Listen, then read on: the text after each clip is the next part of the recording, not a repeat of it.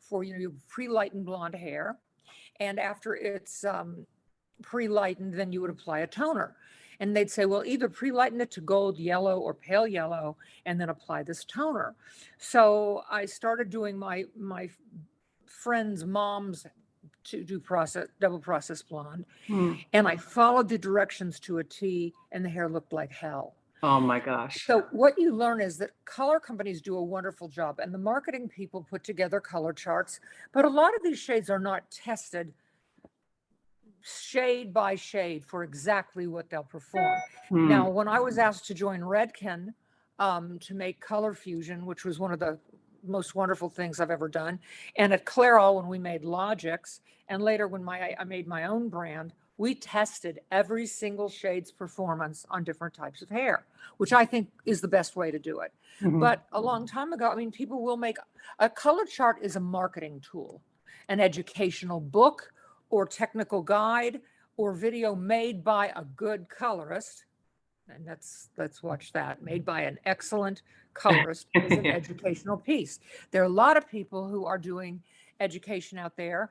There's some wonderful education. There's some lousy education, and there's some education that's even damaging. So it's rate the rater. And you know who's going to teach everybody to color hair, Lori? Who? Themselves. They are going to teach themselves. Yes, they're going to go to classes, and they might go to classes that say, I hated everything, but you know what? I at least learned what I don't believe. Second of all, they should read things. They should ask for color charts or educational guides rather than just a color chart, because those are lovely guides, but they're not exact results. And even, even after work, if 1 or 2 evenings a week, you wouldn't ruin a person's hair by dumping something all over, but perhaps if they have virgin hair, highlight a couple pieces in and learn more than just how to bleach and put on a fantasy shade. That's great. But if I have a niece who's in beauty school who knows how to bleach everything and make the hair blue, green, turquoise, magenta. But if you said to her, what level is this natural hair? She would not know what I'm talking about. And that's my niece. So, and I know all these things are fun, but the more we know, the more fun we can have and the better money we can make. That's why I started my All Access group, which is a website for colorists. It's only $25 a year. That's $2.08 a month. That's unbelievable. And every day I post lessons, key colorists comment. And you just go on Beth's blog or Beth's discussion every day. And I'd love for people to join. So thanks for inviting me to this, Maria. Lori, because I really think you're doing the right thing. People do need help. Yeah. And it's funny because in a world of Siri and Alexa and the apps and the YouTubes and the Instagram University, there's a lot that's happening, and there's a lot of education, right? And speaking, from as a Redken, colorist and as a Redken educator, I mean, there's a lot of education, and there is good education out there, but sometimes I feel like in such a sea of learning, all of that doesn't really matter if a newer colorist can kind of take hold of the basics and really latch on to the fundamentals, because those are things that are never going to change no matter what Siri or Alexa or new app comes along, right? And hair color principles are going to be principles forever. Oh, yeah, the fact and my Alexa just started talking to me. I know I can't say that word either. It's so funny. If I owned a beauty school, and someday I would like to for postgraduate studies, you look at this. First of all, nobody likes to talk about the boring stuff, which is the natural hair, the texture, the level, the percentage of gray, if any. If it was thermally reconditioned a year ago, that's not virgin hair, unless the hair's been buzzed down to the wood. I would teach people first what bleach does when it's on for 5 minutes, 15 minutes, 25 minutes, 35 minutes, and they would see the difference of the lightening stages that are leaving the hair as the pigment is removed. Then I would teach them demi-permanent color, because all that, you will always get a darker shade. You will never lighten hair with demi-color. So you've taught them about lightening, then you've taught them about deepening. Then you teach them about deepening on porous hair, because the more it's bleached or the more porous hair is, the darker and drabber it will grab. Then you teach them simultaneous lift and deposit with permanent dye. Mhm. But I think the fun thing to do is to bleach it very, very pale and put on a fashion tone. But that, I think young or new colorists have to say, when I get in the salon, what kind of salon do I think I'm going to work in? Oh, yeah. And if they do clients who are, yes, in their teens and 20s, but also in their 30s, 40s, 50s, and 60s, and those women generally have a lot more money to spend on themselves, right? Generally, not always. What kind of work am I going to be expected to do? As a colorist, you should feel comfortable doing everything. And that's a big, big thing to try to attain, but you can do it. I've been doing it for years, and I'm passionate about teaching color to people. Yeah, you're amazing. When I first saw your salon, so back up just a quick story. About 22 years ago, I was in New York walking down the street, and I walked by a salon and I saw you in a window on the Upper West Side. I saw you and I said, oh my God, that's Beth Minardi. And I knew your salon was somewhere around there anyway. So I went in, you explained to me, you gave me a tour of your salon, and you and Carmine were at Minardi's salon in New York City, I think is where it was. Yes. Yeah. And I went in and you said, you explained to me the importance of lighting, and you explained to me about the lights that you had. And then you told me that you had new shampoo bowls that were white and that you would never have black shampoo bowls again. Now you said that 22 or 25 years ago. And of course, right now, the trend is everybody's getting white bowls, but you said that so long, and that never left my brain, all of these things that you told me back, then. And it was such fundamental, like really common sense hair coloring, which is why I love the fact that we've been able to kind of break down 5 top tips for hair coloring that you would share with a newer hairdresser. So these might seem very fundamental and basic for some, but I think there's so much that you can get out of them. And yeah, so I just had to tell you that story. That I remember walking into your salon. Actually, so you'll never remember me because I was one of thousands of people that probably walked in there, but I'll never forget that day. Thank you. Yeah, and you know what? Porcelain white sinks don't stain, and you can fix a mistake before a woman ever knows you made it. So these 5 things seem, they seem basic, but there's a lot of junk inside every one of them. Yeah. So shall I start sharing the Please top 5? Do. Yes, people are excited to hear this. Yeah, I love it. Well, I will say there are probably about 50 million top tips, but these are some of the 5. And the first one would be prepared. And be prepared means when you start working in a salon, make sure that the owner or the reception person knows exactly what you are comfortable with. Be prepared. If you know a lot about blonding hair, great. If you know a lot about gray coverage, wonderful. If you love to create blonde, or you love to create red, or you love to do tint backs, but make sure you are prepared. And when that woman comes to the chair and you evaluate her, you are able to create something that you don't freak out over. I'm going to turn this off. Wait just a second. That you are able to create and to produce, and that the client feels you are confident. That client, from the minute you come in, be prepared. First of all, make sure that when you get to work in the morning, you look in the dispensary. Do you have developer? Do you have lightener? Do you have bowls, brushes, applicator bottles? Oh, and especially right now with all of the products and the crazy supply things that are happening, that's really great. As far as the first thing to do in the day is make sure you have what you need. Make sure you have what you need. And before you leave at night, make sure you look around. And if you have to make a stop on the way to work, don't ask somebody else to do it. You do it, because there's nothing worse than to have to say, I can't do it today because we don't have those things. We'll do it the next time. There will never be a next time. And just make sure that you have every single thing you need and ready to go. I keep a cart. I don't use really a station. My roll around cart that I got years ago, it's stainless steel, and I got it from Takara Belmont, but you can get these really cool carts now from Pottery Barn. On the top shelf, I have my developers and everything. I have my gloves, my coil cotton, my bowls, my brushes, my applicators, and my developer. So I go in the dispensary, I get my things, and if I know Sally's coming at 11, it doesn't mean that's exactly what I'm going to do, because God knows I change people when they need change, but I have her usual stuff rather assembled. So that's really important. Be prepared. Be there at least 10 minutes before the client arrives. Make sure the chair is unlocked and clean. Make sure there's a towel and a cape to put around her neck. And if you're serving, now we're serving only bottled water because of COVID. But if you're serving water or something, make sure that you have everything you need to keep her comfy. Love that. Okay? Great one. Okay, good. So getting prepared before she even gets there. Yeah. So the next thing is, if you walked into a doctor and the doctor said, yeah, I'm a new doctor and I've never really, I don't know, I've really never done this before, you'd probably run the other way. So behave as though you have confidence. So number 2 is confidence. Greet that client with confidence. Don't wait in the back for someone at the desk to say, hey, Sally, Emily's here. When you see a person coming in the door around the time that you're expecting her, you could stand up or wave and say, oh, Emily, it's so great to see you. How are you? We're looking forward to seeing you. And be sure to smile.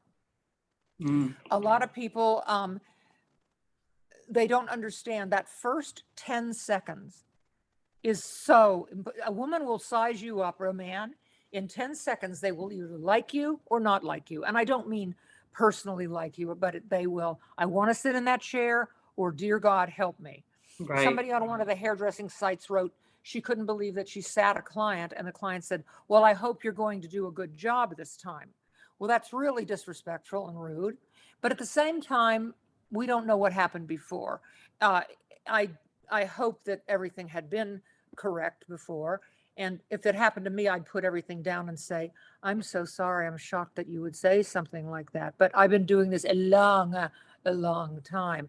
So do exude confidence. Show them to a chair, seat them, ask them if they, just make sure they're comfortable, put the smock on them.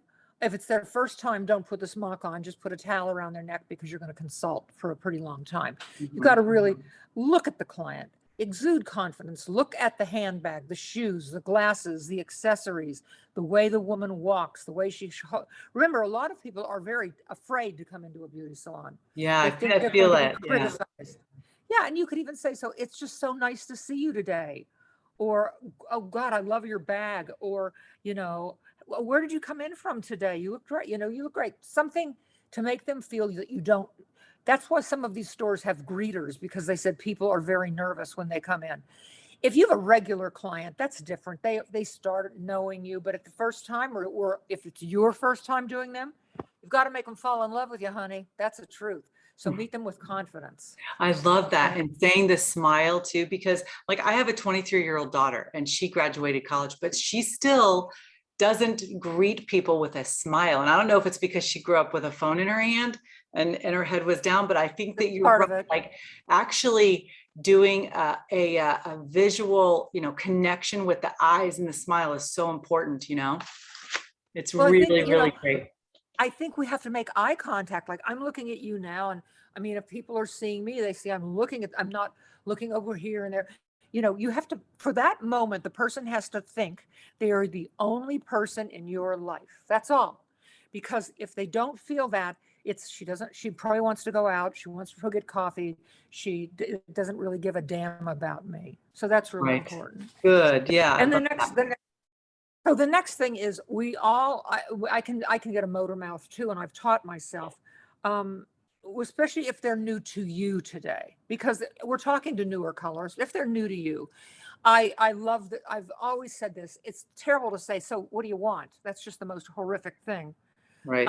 And I don't want anybody to say something like, well, I better get you started because I have somebody in 30 minutes. No. And this thing of people being told they have to speed it up. No. I would rather you do 4 people beautifully a day at $50 than 50 people at $4 and nobody's any good. This whole thing of speeding it up sickens me. No, seat the person. And what you say is, oh, so forgive me, but our desk said you're here for a retouch of your color. Is that what we're going to do? And she might say yes. And she might say to you, or he might say, I don't know, what are you thinking? And you could say something like, before I tell you what I'm thinking, I want to hear what you think. What do you like about your hair? What do you not like about your hair? Some of them will say things like, I've been to every salon in this city and nobody's any good. And then you have to know, and you have to say to yourself, I've said to them, well, I'm working at a disadvantage because it seems you haven't been happy. What bothered you most? A lot of them will say bad hair condition. A lot of them will say, I think he or she forgot about me.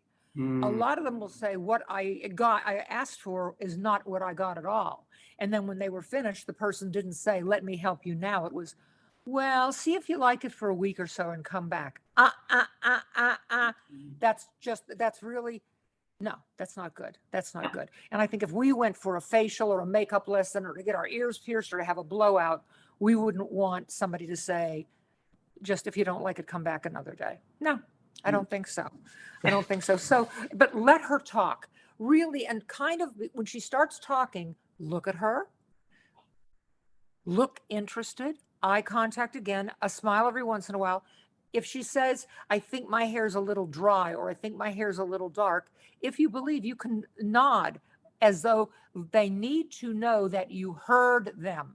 It's not this, come on, put it on so we can go out in the back and have a smoke or be on our stupid phone. And honey, I love my phone too, but I can't believe they said a certain percentage of teenagers said that rather than give up their phone, they would rather have a finger amputated. And that was on the news yesterday.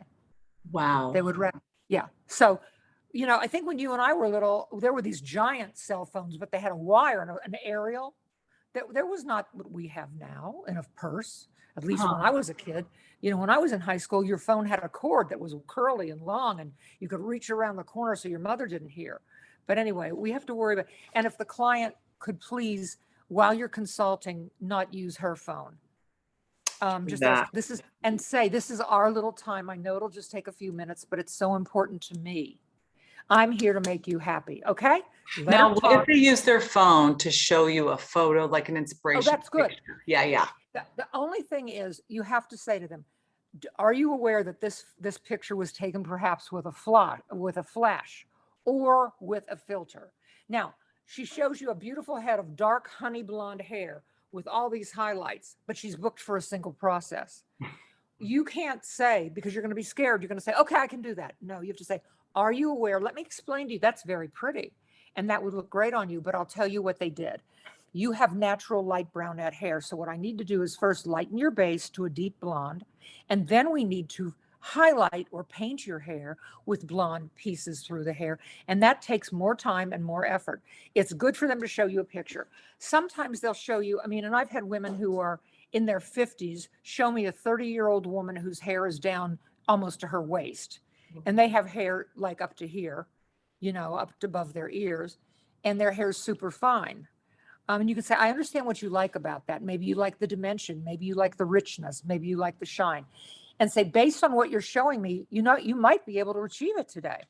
You might have to say, I can get you closer to that, but it'll take several more appointments, especially if it's corrective, to get you there. Or you might say, let's get started. And also they need to know, let's get started. It's going to take me about 45 minutes and then you'll be at the sink and the price is blah, blah, blah. Good. So number 3, let her talk. I'm going to write this down because that was letting her talk. Letting her talk. And then after she talks, respond. Awesome. Yes. So letting her talk, listening, and then letting her respond. I love that. And you had some open-ended questions in there, you know, what do you love about your hair? Yeah. What do you like about your hair? What bothers you the most? What bothers you the most? When were you happiest with your hair? What did it look like then?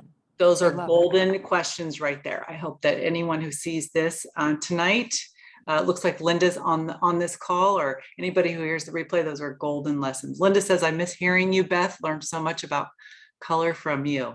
That's great. Oh, join All Access or be on my Facebook page. It's free. Yeah, the Facebook page. Let me just mention this real quick because I want you to know that the Facebook page of Beth, she has a private Facebook group. It's called Conversations with Top Color Professionals. It's her private Facebook group. She gives a ton of value. There's wonderful content in there. There's troubleshooting. There's lots of great resources for hair colors. It's a wonderful community. So Yeah, I just want to make that so that we don't forget to do that at the end, but. Thank you. And you know, we have 3,600 colorists from all over the world. And they'll Killer. tell us what they're doing in Dubai. They'll tell us what's happening in Russia. They'll tell us what's happening in California. They talk from all, and they want to share with you, and they want your help, and they want your opinion. So it's and we can put it up later. It's Beth Minardi's Facebook group. The next thing we should talk about is evaluate. Now, this is really important. As the woman's finishing her conversation with you, and it's before you start making promises, evaluate her hair. Now, most of this consultation I do when I'm not standing up. I'm sitting in a chair next to her, and I'm not looking at her in a mirror. I'm looking at her straight in the face. Evaluate is when we start touching her hair. We might use a nice brush and start gently brushing the hair, parting the hair vertically down the sides, looking at the way the hair looks at the hairline, behind the ears, the nape, and in the crown. There might be women who are super gray in the front with no gray in the back. There might be people whose hair is much darker naturally in the back and lighter in the front. You never know. So, and if somebody has anything that you see like really bad, terrible scalp conditions that look like they've been bleeding. I once had a girl who pulled out her own hair. She would twist it. And she said, I said, she would literally had big bald circles on her head. And she said, well, you know, I hate my mother, like that. And I wanted to help her, and I recommended highlighting because I couldn't put anything, her scalp would have gone through the ceiling. Isn't it so true? Yeah, we see those things with people, and it's really, we're more than colorists to them. A lot of them, the psychologists. Yeah, they're going to tell us. Yeah. And they will tell us. So evaluate and say, you know, based on what you're asking for, based on what the way your hair is now, evaluate. Say, as I evaluate this, here's what I see we can do the easiest. If you'd only like to come in every 7 or 8 weeks, here's what we can do to make you really happy today until you get to know me and trust me. Or here's what another thing we could do your base, we could high and low light you. We might be able to deepen you via low lighting or something. So you're going to evaluate and suggest, or evaluate and recommend, but don't recommend until you evaluate. And then she might want to talk a little more. If she disagrees with you, do not push her. Obtain her permission. Obtain permission. Love that. Okay? Yeah, and then act. Once she has heard what you're going to do, she knows how long she's going to be there, because you don't need anybody who wants to be a blonde and says, oh my God, at 1:45, I've got to go get my kids from school. And she arrived at 11. That ain't going to work. I've had that too. I've had them leave with a plastic cap, get the kids, and come back. Wow. But you have to ask them, how long can you be with me today? Yeah. Okay. Good point. And then act and say, I'm going to get everything I need. Make sure she's comfortable again, make sure that, and make your plan. And when you act, it's okay. I'm going to softly lighten her roots and cover the gray. She doesn't want warmth, so I'm going to make sure I include an ash tone with a neutral tone that's close to, at the same or similar level as her current root. I'm going to make sure I put it on in tiny, even sections. In front of her, I'm going to set the timer. And this is so important. It is not true that everybody covers in 30 minutes. Color companies will say that because they'll say, well, another company said, you got to say 30 minutes because she wants to leave. There's nothing worse than if you take a delicious cake out of the oven before it's baked and you've used the best things and are the best baker, and the cake fails, it ain't the cake's fault. It's not the oven's fault. It's not finished. And say, I'm setting your timer so she can see it, that they don't get scared. If you have magazines, give her something to read. So evaluate and proceed. Evaluate, obtain her permission and act. Obtain her permission and act. Here's what I do. When I bring the applicator or the bowl and brush, I say, I'm going to tell you, here's what I'm going to do. When I'm applying it, I'll say, here's what I'm applying. Nice. When I finish and set the timer, I'll say, in the next 45 minutes, your hair is going to process at room temperature. I'll be back to check you. Can I get you another water or whatever? So tell them what you're going to do. Tell them what you're doing. Tell them what's happening and what's going to happen next. And I'll say, I'm going to be coloring your roots, but during the last 15 minutes, I'm going to be glazing your ends with an acidic liquid demi, you're going to love it. Or, tell them, or I'm going to be putting conditioner on your beat up horrible hair, whatever you're going to say. Yeah. And just make sure and say, we're going to make your hair. I never say 100% if their hair's in bad shape. I said, today, I think I can make you 82.3% better. The next time it's going to be 91%. And the time after that, 99%, because my dear friend Nancy Braun says it. She'll say, we've got to do a little exploratory surgery here. Yeah. Which I love. So you see, I know that these seem like 5 simple things, but in each one of these, we could spend a whole day at a class going through these 5 things and asking. You take the colorist away and you say, what do you think that woman just said to you? Yeah. Now you, without her, go back to the client and say, what did you decide with the colorist? Most of the time, it's pretty close. There are some times when it's day and night, or there are women who will change their mind during the appointment. Oh my, yes. Now, to prevent that, I mean, they'll first show you a picture of Meg Ryan, and then they'll show you a picture of Scarlett Johansson. And they don't look like either one of those women, but nonetheless. So during the appointment, she might even see a client whose hair she likes, and she's getting what she told you. She'll point across the way and say, oh, I really like that one. It's not like buying a dress where you can buy this one or that one. Once I've got that on you, and so I say, well, that's very pretty too. I think it's better for her, but we can talk about that the next time. Mm-hmm. That's a good verbiage to use. Don't hover. Don't go away from them for 10 minutes. Hide. Either go on to another client, go to the front, go to the back, 5 to 7 to 10 minutes, and then check them. If you hover, the woman's going to think you have nothing else to do. She's going to be nervous, and she's going to think she has to entertain you. Now, you might have to entertain her. There are talkers, and they're the ones who want to get on the phone or make their calls or write their lists. So check in on them, but don't hover. Yeah, I love that. I love that. And, it's so funny because the whole consultation thing, L'Oreal did this big salon emotion survey a number of years ago now. And when they asked all these hairdressers, how many of you give a consultation? They all say yes. 97% said I give a consultation. But then L'Oreal asked all the clients, 100,000 clients, how many of you have received a consultation? And it was only 7% of them said they ever received a consultation, because they didn't actually know that they were going through a consultation, whether it's because the stylist wasn't writing anything down or because it was just so quick and short and there weren't any open-ended questions. So the subject, we've all been to consultation classes and maybe we've learned and heard, but the details that you went into today are so awesome, because you really have to spend time so that the client knows she's getting a consultation before you begin. And I think a couple of big points that you hit on, telling them how long it's going to take or how many visits it's going to take, right? And maybe that they have to go to hair rehab in between. They need to go the 12-step program in between, and how much it's going to cost. Those things are so important.